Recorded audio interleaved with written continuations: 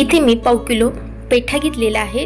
कलेजी वेगळी असते आणि पेठा फक्त घेतलेला आहे। कलेजी शिजताना पटकन शिजते, पण पेठा शिजण्यासाठी टाइम लागतो। हा मस्त चमचमीत मसालेवाला आपण पेठा बनवणार आहोत।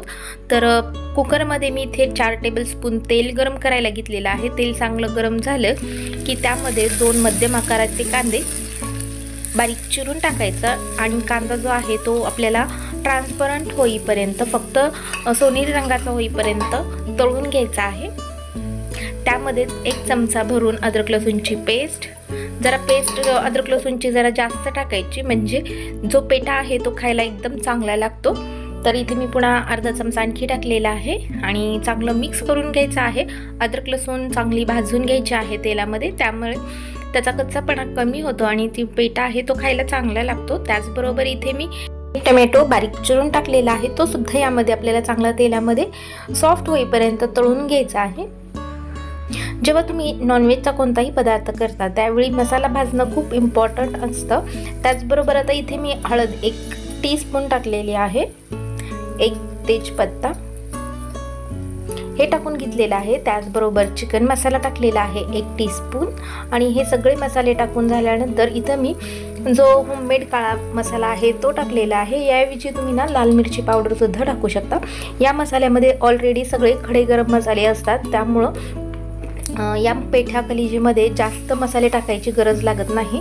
आणि काळा मसाला टाकून झाल्यानंतर पुन्हा एकदा चांगलं मिक्स करून घ्यायचा आहे। हा जो काळा मसाला कसा बनवायचा आहे याची रेसिपी मी चॅनलवर अपलोड केलेली आहे, प्लीज चॅनलवर जा आणि चेक करा। आणि मसाला जो आहे तो चांगला भाजून घेतलेला आहे। त्याचबरोबर आता जो पेठा आहे तो यामध्ये घालून घ्यायचा आहे, म्हणजे पेठा जो आहे तो मसाल्यांमध्ये चांगला भाजला जातो। त्याचबरोबर जी मसाल्यांचा फ्लेवर आहे तो सुद्धा यामध्ये चांगला लागतो। त्याचबरोबर तुम्ही पेठ्याला बारीक कट करून घ्यायचा आहे। त्याचबरोबर इथे मी चवीप्रमाणे मीठ टाकलेलं आहे आणि मसाल्यांमध्ये चांगलं मिक्स करून घ्यायचं आहे। 1 मिनिटभर हा जो मसाला आहे तो पेठ्यामध्ये चांगला भाजून घ्यायचा आहे, म्हणजे पेठ्याला सुद्धा मसाल्यांचा फ्लेवर लागला जातो। जी चिकन कलेजी आहे ती खूप सॉफ्ट असते, ती पटकन शिजते, त्यामुळं या स्टेजला तर आपल्याला चिकन कलेजी टाकायची आवश्यकता नाही आहे। जर तुमच्याकडे कलेजी असेल तर कलेजी नंतर न टाका। तर त्याचबरोबर इथे मी लवंग आणि दालचिनीचा तुकडा तो टाकलेला आहे, म्हणजे त्याचा सुद्धा फ्लेवर या पेठ्याला चांगला लागतो ग्रेव्हीमध्ये। आणि पुन्हा एकदा मी हा मसाला भाजून घेतलेला आहे आणि तुम्ही बघताय मस्त असा मी 5 मिनिटभर हा मीडियम गॅसवर चिकन पेठा जो मसाल्यांमध्ये भाजल्यामुळं मस्त मसाल्यांना तेल सुटलेलं आहे, म्हणजे मसाले सुद्धा एकदम प्रॉपर चांगले भाजले गेलेले आहेत। इतपतच आपल्याला हे चांगलं, जितकं तुम्ही पेठा या मसाल्यांमध्ये भाजाल तितकं त्याचा फ्लेवर चांगला लागतो। त्याचबरोबर मी इथे 1 कांदा आणि ओलं खोबरं हे मिक्सरला लावून याची बारीक पेस्ट करून घेतलेली आहे। ही पेस्ट आता या चिकन पेठ्यामध्ये टाकून घ्यायची आहे।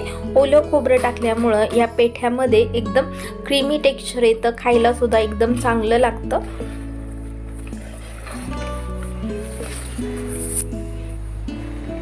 आणि मस्त असं या पेठा कलेजीची तुम्ही बघताय मसाला तयार झालेला आहे। एकदम सुवास म्हणाल तर पूर्ण किचनभर दरवळत आहे। मस्त असं आपलं चमचमीत होतं हे जे पेठा आहे। आता जेव्हा तुम्ही मसाला भाजला त्यावेळी जर तुमची कलेजी असेल तर तुम्ही या स्टेजवर चिकन कलेजी आहे ती टाकायची आहे, कारण जास्त जर मसाल्यामध्ये चिकन कलेजी जर तुम्ही परतली तर ती तुटण्याची शक्यता असते, कारण जी कलेजी आहे ती खूप सॉफ्ट असते।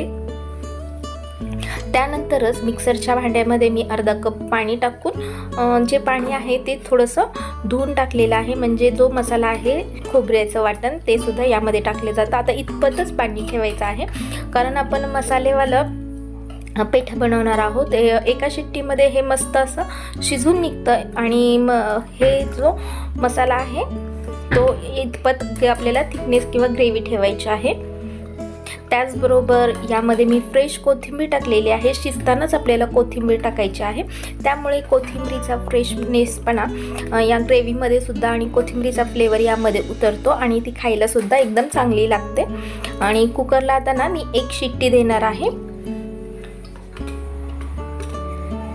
हा जो चिकन पेठा आहे तो एका शिट्टीमध्ये एकदम प्रॉपर चांगला शिजतो। आणि गॅसची जी फ्लेम आहे ती आपल्याला हाय फ्लेमवर पहिला तुम्ही एक शिट्टी द्या आणि कमी गॅस करून पुन्हा एक 5 मिनिट ठेवायचा आणि गॅस बंद करायचा आणि मस्त असं पूर्णपणे कुकरची वाफ थंड होऊ द्यायची आणि मस्त चमचमीत आपला मसालेवाला पेठा तयार झालेला आहे। खायला एकदम रेस्टॉरंटसारखा ढाब्या स्टाईल होतो। तुम्ही नक्की ट्राय करा। तुम्हाला ही रेसिपी कशी वाटली ही कमेंट बॉक्समध्ये नक्की सांगा। तसेच तुमच्या मित्रमैत्रिणी परिवारांसोबत शेअर करा। त्याचबरोबर माझ्या चॅनलवर मटनची रेसिपी कशी बनवायची, दम बिर्याणी याच्या खूप साऱ्या रेसिपीज आहेत। तुम्ही प्लीज चॅनलवर जा आणि चेक करा। ओके।